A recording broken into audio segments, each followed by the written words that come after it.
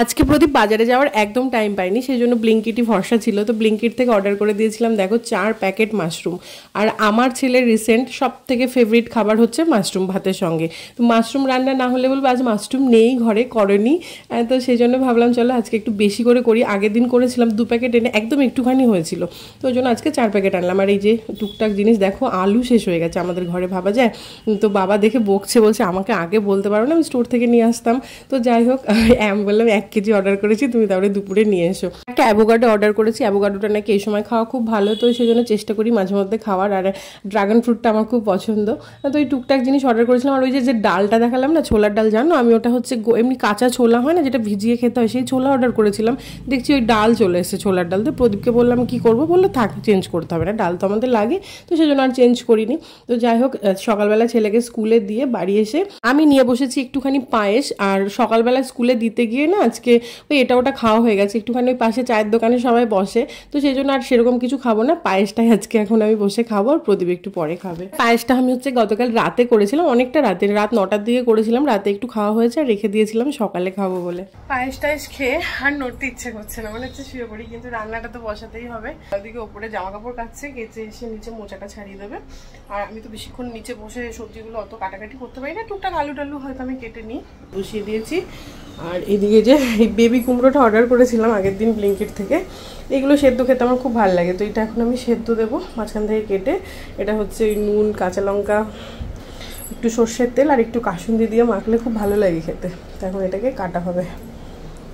কিছু খেয়েই সঙ্গে সঙ্গে জল খেলে কীরকম একটা লাগে, ঢেকুর ওঠে, তো সেই জন্য একটু পরে জল খাই। তো দেখছি আমার জল তেষ্টা পেয়ে গেছে প্রচণ্ড, আবার একটু জল খেয়ে নিলাম। আর কুমড়োটা দেখো ভেতরটা কি সুন্দর, আর এই বীজটি শুদ্ধই একদম, এটা সেদ্ধ দিয়ে দিই, এগুলো কিছু ছাড়ানোর দরকার হয় না, তো মাখলে কিন্তু বেশ ভালো লাগে। আর বীজগুলো একদম নরম নরম থাকে এই কুমড়োটার। আর এইদিকে দেখো প্রেশার কুকারটা বাটিটার মধ্যে আটকে গেছে, কমলা মেজে ওইভাবে রেখেছে, তো কোনোভাবে আর কি খাপে খাপে আটকে গেছে, আমি আর টেনে ছাড়াতে পারছি না। দিয়ে কমলাকে বললাম দেখো আমি ছাড়াতে পারছি না, দিয়ে মাঝে মাঝে এরকম হয়, কোনো বাটির মধ্যে বাটি ঢুকে যায় বা কিছু একটা গ্লাসের মধ্যে গ্লাস ঢুকে যায়, ছাড়াতে পারি না। আবার কমলা বা প্রদীপ টেনে টুনে সাঁড়াশি দিয়ে, এক একদিনও সাঁড়াশি দিয়ে টেনে বার করতে হয়, এরকমও হয়। তো যাই হোক বার করে দিল। আর এদিকে আমি একটু করবো আজকে ডাল, দেখছি মুসুর ডালের কৌটোর ডালটা হচ্ছে একদম অল্প রয়েছে, তো সেই জন্য ওই ডালটুকু বাটিতে ঢেলে নিলাম। আর এই যে নতুন প্যাকেটটা অন্য আর একটা কৌটোয় ঢেলে নিলাম। আর মুসুর ডাল যেটা ঢালা ছিল ওই কৌটোটা আমি আবার তাহলে ধোয়ার জায়গায় দিয়ে দিলাম, ওটা ধোয়া হয়ে যাবে। আমি বেশিরভাগ সময় এরকমই করি, যে কৌটোর যে জিনিসটা শেষ হয়ে যায় সেটা তখন মাজার জায়গায় দিয়ে দিই, মেজে ধুয়ে আবার ওটা শুকিয়ে ওটার মধ্যে কি ঢেলে নিই। সর্ষের তেল, সাদা তেল যাই হোক না কেন একবার করে আর কি ইউজ করি, দিয়ে সেটা শেষ হয়ে গেলে ধুয়ে নিই। তাহলে আর কি ওই মানে সেই একদিনে এক গাদা কৌটো টোটো নিয়ে বসার দরকার হয় না ধোয়াধুয়ি করার, সব কিছু কৌটো মোটামুটি পরিষ্কার পরিচ্ছন্নই থাকে। আর এইদিকে দেখো ডাল বসিয়ে দিলাম আমার, তারপরে ভাতটাও হয়ে গেছে। এদিকে কমলা কাচাকুচি করে চলে এসছে, হচ্ছে মোচাটা বললাম একটুখানি ছাড়িয়ে দাও, তার আগে মাশরুমটা কেটে দিল।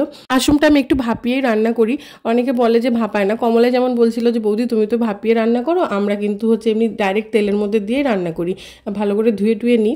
আর যেগুলো এমনি দুর্গা ছাতু হয় এমনি জঙ্গলে টঙ্গলে কি বলে খড়ের পালার মধ্যে হয় বলে, ওইগুলো হচ্ছে আমরা একটুখানি সেদ্ধ করি নি। আর এগুলো তো চাষ করে, এগুলো অতটা সেদ্ধ করি না, কিন্তু আমি তাও একটু সেদ্ধ করে নিই, আমি কখনো করিনি আর কি সেদ্ধ ছাড়া, জানি না করা যায় কি না আদৌ। তো খায় মানে সবাই করার নিশ্চয়ই যায়। তো যাই হোক একটুখানি সেদ্ধ বসিয়ে দিয়েছি, আর রাঁধুনি শুকনো লঙ্কা ফোড়ন দিয়ে ডালটাও ফোড়ন দিয়ে দিলাম। আর ওই কড়াইতেই আবার আলু পোস্ত বসাবো, আর আলু পোস্ত একটু বেশি তেল হলেই ভালো লাগে, আলুটা একটু বেশি তেলে ভেজে আলু পোস্ত করলে দেখবে টেস্টি হয় খেতে। আর ডালটা দেখো ফুটে গেছে, ডালটা একটু বেশি সময় ফোটালে ভালো হয় খেতে। তো আমি আলু পোস্ততে না কালো জিরা আর শুকনো লঙ্কাটাই সবসময় ফোড়ন দিই, মাঝে মাঝে কালো জিরের সঙ্গে কাঁচা লঙ্কাও দিই, শুকনো লঙ্কা সেরকমভাবে না থাকলে। তো ওই আলু টালু সব কমলায় কেটে দিয়েছি, এবার এটাকে আমি দিয়ে দিলাম, দিয়ে এবার একটুখানি নুন দিয়ে ঢেকে ঢেকে আলুটাকে ভেজে নেবো, তাহলে আলুটা অনেকটাই নরম হয়ে যাবে।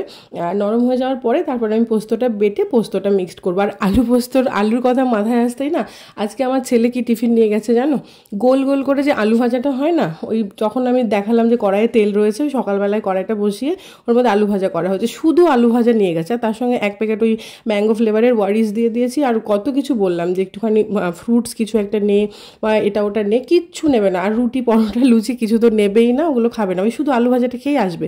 দিয়ে বলছে আমাকে শুধু আলু ভাজাই দেবে, আর কিছু দেবে না। তো 1 বাটি ভর্তি করে গোল গোল আলু ভাজা দিয়েছি, মানে হাস্যকর টিফিন। আমার নিজেরই হাসি পাচ্ছে যে এরকম টিফিন কেউ নিয়ে যায়। আমি বলছি তোর টিচার দেখলে কি বলবে, যে তাহলে ওর মা মনে হয় আলু ভাজাটা ভরে দিয়েছে আর রুটি লুচি বা পরোটা কোনো কিছু দিতে ভুলে গেছে। বলছে না আমি শুধু এই আলু ভাজাই না। ঠিক আছে যা খাবি সেটাই নে, তা আলু ভাজাটা তো খেয়ে আসবি। তো আলু ভাজা আর এক প্যাকেট ওয়ারিশ নিয়ে গেছে। এই হচ্ছে ওর টিফিন আজকে। আমার নিজেরই খারাপ লাগছিলো, কিন্তু কিছু করার নেই। তারপরে পোস্তটাও ঢালতে হলো, তো পোস্তটা ঢেলে এবার একটুখানি বেটে নেবো। পোস্তর মধ্যে ওই 2টো কাঁচা লঙ্কা দেবো, বেশি দেবো না। ওই ছেলে তো আজকে মাশরুম দিয়ে খাবে, মাশরুম আর ডাল। তাও আমি একটু এখন ঝাল কম কম দিয়েই রান্না করি সব কিছু। আমরা তো একটু বেশি ঝাল খাই, আমাদের রেকর্ড আছেই। আর প্রদীপ প্রচণ্ড ঝাল খেতে পছন্দ করে, কিন্তু ঝাল এখন দিই না। এই যে সব তরকারিতে গোটা গোটা কাঁচা লঙ্কা, আর কাঁচা লঙ্কার রান্নাটাই আমরা সবসময় করি। শুকনো লঙ্কা ইউজ করি না বললেই চলে। কোনো অনুষ্ঠান বা বাড়িতে কেউ আসলো হঠাৎ, একটু ভালো করে রান্না করব, তখন ওই কাশ্মীরি লঙ্কার গুঁড়ো বা একটু শুকনো লঙ্কা বাটা মাঝে মধ্যে ইউজ করি। সেটাও যে কতদিন আগে লাস্ট করেছি সেটা মনে নেই, মানে এরকম ব্যাপার। সবসময় আমরা কাঁচা লঙ্কার তরকারিটাই খাওয়ার চেষ্টা করি, যতটুকু আর কি কম খাওয়া যায়, মানে শুকনো লঙ্কা ততটাই ভালো। আর বিশেষ করে গুঁড়ো তো একদমই খাওয়া উচিত না। যেহেতু আজকে ডাল করেছি একটু পাতলা করে, মুসুরির ডাল, সেই জন্য ভেবেছি আলু পোস্তটা একদমই শুকনো শুকনো করবো। অনেক সময় যে এরকম ঝোল ঝোল আর কি রাখলেও ভালো লাগে খেতে, কিন্তু একদম শুকনো শুকনো করবো বলে ঝোলটা একদম কম দিলাম। দেখো একদমই শুকিয়ে এসছে। আর এর মধ্যে একটুখানি আমি মিষ্টি দেবো, সামান্য একটু ব্রাউন সুগার দেবো, আর ওপর থেকে একটুখানি কাঁচা সর্ষের তেল ছড়িয়ে দেবো, তাহলে বেশ সুন্দর ফ্লেভার আসে। আর মিষ্টিটা দিলে না একটু টেস্টে সুন্দর একটা ব্যালেন্স আসে।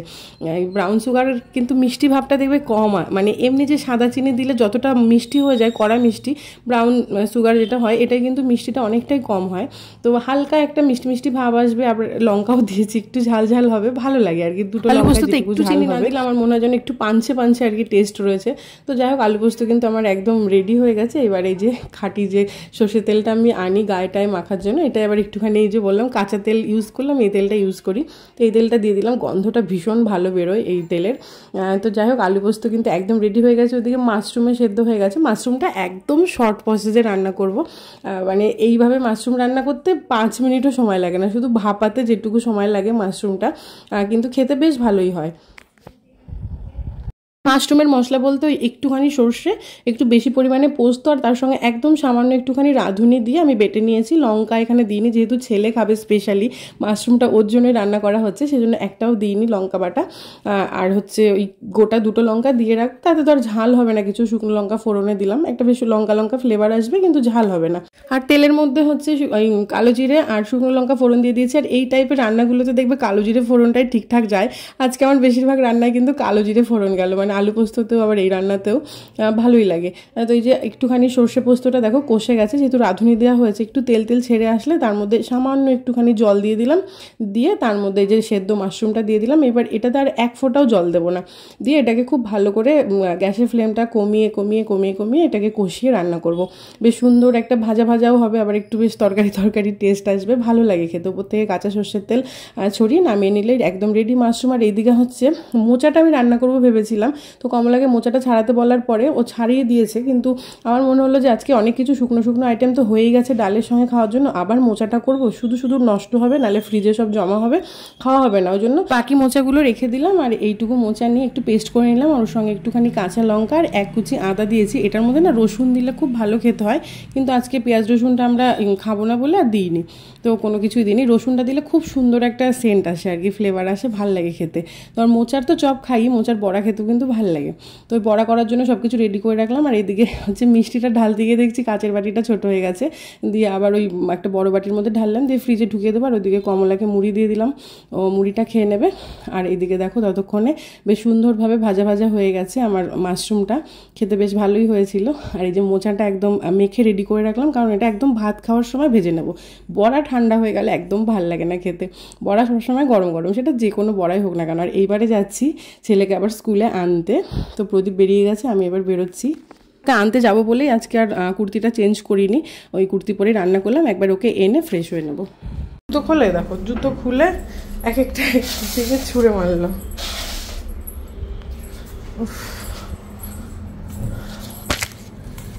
আরও বিছানায় যাবে না, আগেই এসে আগে খেলনাগুলো রেখে যায়, সেইগুলোকে এসে দেখতে হবে, চেক করতে হবে, তাই তো? হ্যাঁ, তাকাও আমার দিকে। এসে দেখেছে তো খেলনায় হাত। তো যাই হোক, ছেলেকে ফ্রেশ করিয়ে নিজেও ফ্রেশ হয়ে নিয়েছি, নিয়ে এবার খেতে বসার পালা। তো সেই জন্য বসিয়ে দিয়েছি কড়াই, তেল গরম করে, একদম সর্ষের তেলে কিন্তু আমি বড়াটা ভাজছি। এই বড়া আমার মানে সর্ষের তেলেই ভালো লাগে, চাল কুমড়ো পাতার বড়া, মোচার বড়া, এগুলো আমার সর্ষের তেলে খুব ভালো লাগে, মানে এর সঙ্গে মানে ফ্লেভারটা খুব ভালো যায়। যেমন বেগুনি টেগুনি সাদা তেলে ভালো লাগে, ওটা আবার সর্ষের তেলে ঠিক ভালো লাগে না। তো যাই হোক, আমি আর একবার একটু গায়ে জল দিয়ে নিলাম, প্রচণ্ড গরম লেগে গেছিলো। আর বড়াটা দেখে মনে হচ্ছে না খেতে ভালো হয়েছে, খেতে সত্যি ভালো হয়েছে। তোমরা যারা আর কি ট্রাই করোনি, এরকমভাবে গরম গরম ভাতের সঙ্গে আলু সেদ্ধ ভাত আর একটু মোচার বড়া করে নিলেও কিন্তু খুব ভালো লাগে। তার অবশ্যই ট্রাই করো। নিরামিষ দিনে হলে আদা, কাঁচা লঙ্কা ও আমি একটুখানি গরম মশলার গুঁড়োও দিয়েছিলাম, ওটা বলতে ভুলে গেছি। তো এরকমভাবে করে দেখো। আর যদি মনে হয় যে না আমিষ খাবে, মানে পেঁয়াজ রসুন চলবে, তাহলে একটু রসুন দেবে, পেঁয়াজ নয়, একটু মানে কয়েক কুচি রসুন দিয়ে পেস্ট করে নেবে, খুব ভালো হয় খেতে। আর এদিকে ছেলে যে এখন কার্টুন দেখবে, তো চেষ্টা করছি যে ওকে আর কি ফোনটা একটুখানি কম দেওয়ার, তো মাঝে মাঝে টিভিতে চালিয়ে দিই। আর এখন আবার একটুখানি ওর নেশা হয়েছে, ওই আমি একটু গান টান শুনি, তো ওকে বলি গান শোন, এটা খুব ভালো। তো ওই মাঝে মধ্যে গান চালিয়ে দিলেও, টিভিতে গান চলে, ওইখানে বসে বসে খেলা করে, আমি খাইয়ে দিই। আর প্রচণ্ড গরম পড়েছে, এত বৃষ্টি পড়ছে, তারপরেও দেখো গরমটা কমছে না, গরমে খুব কষ্ট হচ্ছে। তো এই জন্য এই ঘরটার মধ্যেই খাওয়া হচ্ছে, গরমের সময়টা আমরা এই ঘরটাতেই খাই, কারণ এসিটা চালানো হয়, এসি চালিয়ে একটু শান্তি করে বসে না খেলে দেখবে হয় না, একদমই হয় না। তো এবারে সেদ্ধ টেদ্ধ মেখে খাওয়া দাওয়া করে নেবো। পরে খাওয়া দাওয়ার পরে একটু ঘুমিয়েছি, আর একদম এনার্জি ছিল না, আর ব্লগ বানানো হয় না, আমি ভুলে গেছিলাম আমি ব্লগ বানাচ্ছি। যাই হোক, পরের দিন সকালে মনে পড়েছে আমি তো কালকে ব্লগ বানাচ্ছিলাম, ওটা তো কমপ্লিট করা হয়নি। আর এটা হচ্ছে সকালবেলায় আমরা একটুখানি দেখো স্নান দান করে সবাই রেডি হয়ে বেরিয়ে পড়েছি আমাদের সৎসঙ্গ মন্দিরে যাব বলে। মন্দিরে ওই দেওঘর থেকে আর কি একজন দাদা আসবেন, তো একটু প্রণাম করতে যাব, মন্দিরে একটু প্রণাম করে চলে আসবো। তো সেই জন্য রেডি হয়ে সবাই মিলে বেরিয়ে পড়েছি। তো ভাবলাম চলো, ব্লগটা তো কালকে শেষ করা হয়নি, এখনই শেষ করে দিই। চলে এসেছি একদম মন্দিরের কাছে, আমাদের বাড়ি থেকে মিনিট 5 লাগে। আর আমাদের যেটা পুরনো বাড়ি, সেই বাড়ির একদমই কাছে, এই মন্দিরটার পেছনেই আমাদের পুরনো বাড়ি। তো চলো, ভিডিওটা আজকে এখানে শেষ করে দিচ্ছি, টাটা।